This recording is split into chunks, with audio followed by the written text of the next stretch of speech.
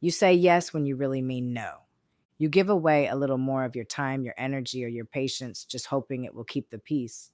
But instead of peace, you feel drained, and a quiet resentment starts to build. Resentment is a slow burning poison. It shows up when you feel taken for granted, unheard, or disrespected. It grows when you constantly put everyone else's needs before your own. And that resentment is a flashing red warning sign that something is wrong. But what if the fear that tells you setting a boundary will damage your relationships is completely wrong? What if boundaries are actually the thing that protects relationships? In this video, we are going to talk about why boundaries are not optional and how to set them without feeling like a terrible person. Let's get one thing clear. Boundaries are not walls meant to keep people out. Boundaries are the blueprint for a healthy relationship. They are the invisible lines that protect your well being and make your needs clear. They are the rules of engagement that allow two people to stay connected while still respecting themselves.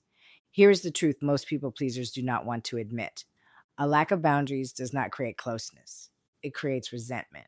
It creates a dynamic where one person feels used and the other person becomes comfortable using them.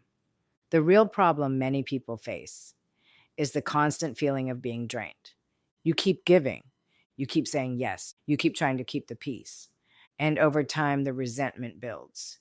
Many people are afraid that saying no will cause conflict or damage the relationship, but the real damage usually comes from staying silent.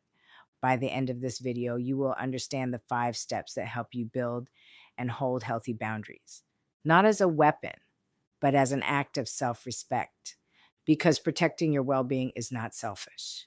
It is necessary for a healthy life. So how do we stop the cycle of giving until there is nothing left? How do we move from feeling resentful to feeling respected? It starts with 5 steps that help you recognize when a boundary is needed, communicate it clearly, and protect your peace. The first step is recognizing resentment as a signal.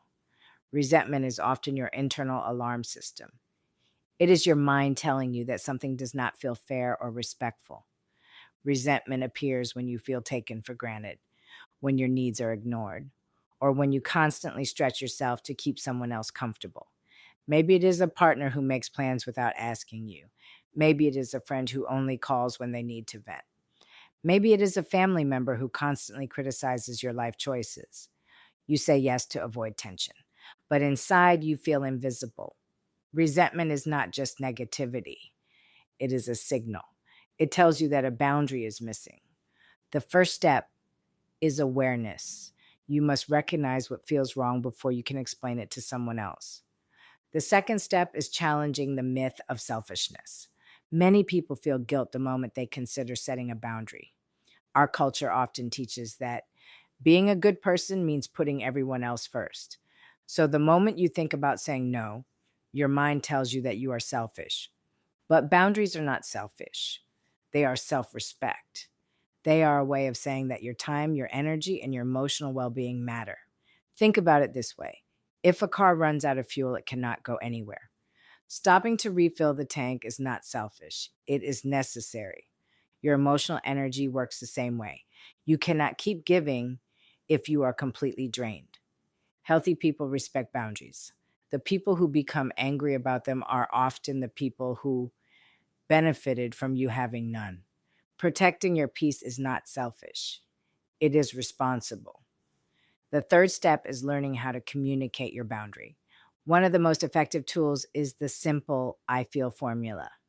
I feel this emotion when this behavior happens, and I need this change. Instead of saying, you never ask what I want to do.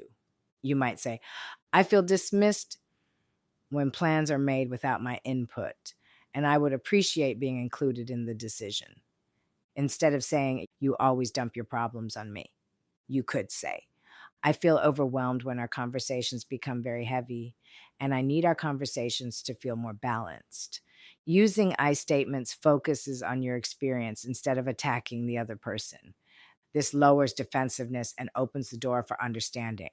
The fourth step is understanding that a boundary needs follow through. A boundary without follow through is simply a suggestion. You are not threatening someone.